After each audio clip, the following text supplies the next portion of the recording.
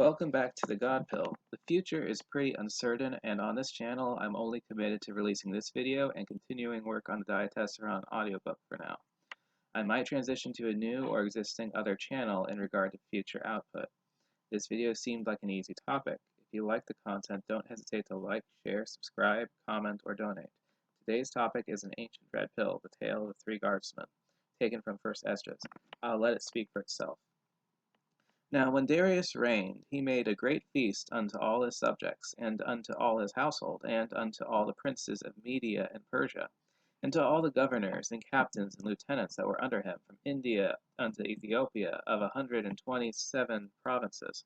And when they had eaten and drunken, and being satisfied were gone home, then Darius the king went into his bedchamber, and slept, and soon after awaked. Then 3 young men that were of the guard that kept the king's body spake one to another, Let every one of us speak a sentence. He that shall overcome, and whose sentence shall seem wiser than the others, unto him shall the king Darius give great gifts and great things in token of victory. As to be clothed in purple, to drink in gold, and to sleep upon gold, and a chariot with bridles of gold, and a head tire of fine linen, and a chain about his neck. And he shall sit next to Darius because of his wisdom, and shall be called Darius his cousin. And then every one wrote his sentence, sealed it, and laid it under King Darius his pillow, and said that when the king is risen, some will give him the writings, and of whose side the king and the 3 princes of Persia shall judge that his sentence is the wisest, to him shall the victory be given, as was appointed. The first wrote, Wine is the strongest. The second wrote, The king is the strongest. The third wrote, Women are strongest, but above all things truth beareth away the victory. Now when the king had risen up, they took their writings, and delivered them unto him, and so he read them. And sending forth, he called all the princes of Persia and Media, and the governors, and the captains, and the lieutenants, and the chief of officers, and sat him down in the royal seat of judgment, and the writings were read before them. And he said, Call the young men, and they shall declare their own sentences. So they were called, and came in. And he said unto them, Declare unto us your mind concerning the writings. Then began the first, who had spoken of the strength of wine. And he said thus, O ye men, how exceeding strong is wine! It causeth all men to err that drink it. It maketh the mind of the king and of the fatherless child to be all one, of the bondman, and of the freeman, and of the poor man, and of the rich. It turneth also every thought into jollity and mirth, so that a man remembereth neither sorrow nor debt. And it maketh every heart rich, so that a man remembereth neither king nor governor, and it maketh to speak all things by talents. And when they are in their cups, they forget to love both the friend and brethren, and a little after draw out swords. But when they are from the wine, they remember not what they have done. O ye men, is not wine the strongest that enforceth to do thus? And when he had spoken, he held his peace.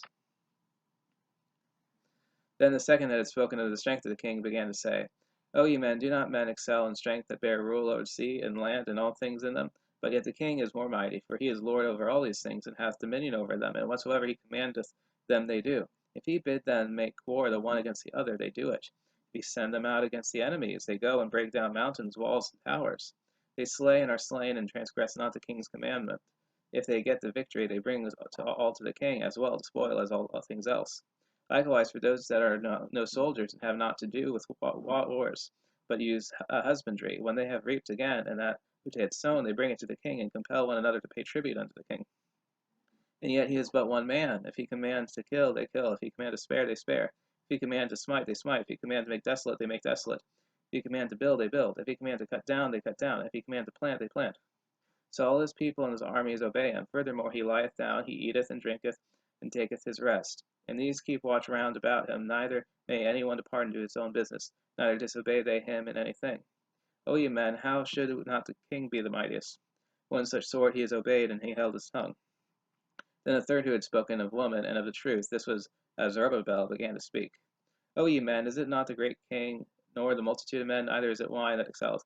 Who is it then that ruleth them, or hath the lordship over them? Are they not women?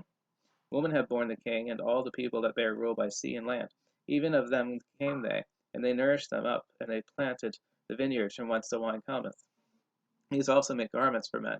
These bring glory unto men. Without women cannot men be. Yea, and if men have gathered together gold and silver, or any other goodly thing, do they not love a woman which is comely in favor and beauty? Letting all these things go, do they not gape, and even with open mouths fix their eyes fast on her, and have not all men more desire unto her than all unto silver and gold, or any goodly thing whatsoever? A man leaving brought him up in his own country, and cleaveth unto his wife. He seeketh not to spend his life with his wife, and remembereth neither father, nor mother, nor country. By this also ye must know that women have dominion over you. Do ye not labor and toil, and give all and bring all to woman? Yea, a man taketh his sword, and goeth his way to rob and to steal, to sail upon the seas, upon rivers, and looketh upon a lion, and goeth in the darkness. And when he hath stolen, spoiled, and robbed, he bringeth it to his love. Wherefore a man loveth his wife better than the father or mother. Yea, many there be that have run out their wits for women, and become servants for their sakes. Many also have perished, have erred, and sinned for women. And now do you not believe me, and is not the king great in power? Do not all regions fear to touch him? Yet did I see him and Apame, the king's concubine, the daughter of the admiral Bardicus, sitting at the right hand of the king, and taking the crown from the king's head, and setting it upon her own head. She also struck the king with her left hand.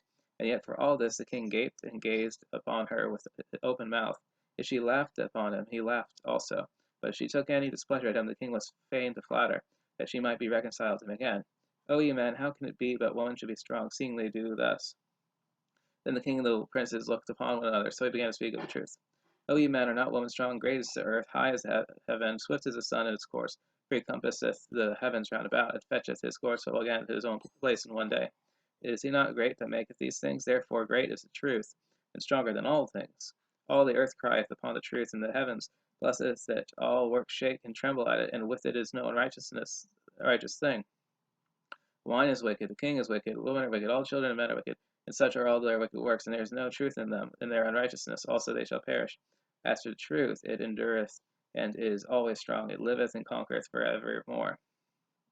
With her there is no accepting of persons or rewards, but she doeth the things that are just, and refraineth from all unjust and wicked things, and all men do well like of her work. Neither in her judgment is any unrighteousness, and she is the strength, kingdom, power, and majesty of all ages. Blessed be the God of truth. And with that he held his peace, and all the people that shouted, and said, Great is truth, and mighty above all things. Then said the king unto him, Ask what thou wilt more that is appointed in the writing, and we will give it to thee, because thou art found wise, and thou shalt sit next to me, and shalt be called my cousin. Then said he unto the king, Remember thy vow, which thou hast vowed to build Jerusalem in the day when thou camest to thy kingdom, and to send away all the vessels that were taken out of Jerusalem, which Cyrus set apart, when he vowed to destroy Babylon, and to send them again thither. Thou also hast vowed to build up the temple, which the Edomites burned, when Judea was made desolate by the Chaldees. And now, O Lord the king, this is that which I require, and which I desire of thee. And this is a princely liberality proceeding from thyself. I desire therefore that thou makest good the vow, the performance whereof with thine own mouth thou hast vowed to the king of heaven. Then Darius the king stood up and kissed him, and wrote letters for him unto all the treasurers and lieutenants and captains and governors, that they should safely convey on their way both him and all those that go up with him to build Jerusalem. He wrote letters also unto the lieutenants that were in Celesyria and Phoenicia, and unto the Lebanonites, that they should bring cedar wood from Lebanon unto Jerusalem, and that they should build the city with them. Moreover, he wrote for all the Jews that went out in this realm up into Judea concerning their freedom, that no officer, no ruler, nor lieutenant, nor treasurer should forcibly enter their doors, and that all the country which they hold should be free without tribute, and that the Edomites should give over the villages of the Jews which they then held. Yea, that they should be yearly given 20 talents to the building of the temple until the time that they were built, and other 10 talents yearly to maintain the burnt offerings upon the altar every day, as they had a commandment to offer 17. And that all that they went from Babylon to build the city should have free liberty as well as their posterity and all the priests that went away. He wrote also concerning the charges and the priest's vestments wherein the minister, and likewise for the charges of the Levites to be given unto all the days that the houses were finished in Jerusalem builded up. He commanded to give to all that kept the city pensions and wages. Send away all the vessels from Babylon, and that Cyrus had set apart, and all that Cyrus had given in commandments, the same charge he also to be done and sent unto Jerusalem. Now when this young man was gone forth, he lifted up his face to heaven toward Jerusalem, and praised the King of heaven, and said, From thee cometh victory, from thee cometh wisdom, and thine is the glory, and I am thy servant. Blessed art thou who hast given me wisdom, for to thee I give thanks, O Lord of our fathers. And so he took the letter, and went out, and came unto Babylon, and told it to all his brethren. And they praised the God of their fathers, because he had given them freedom and liberty, to go up and build Jerusalem and the temple which is called by his name. They feasted with instruments of music and gladness 7 days.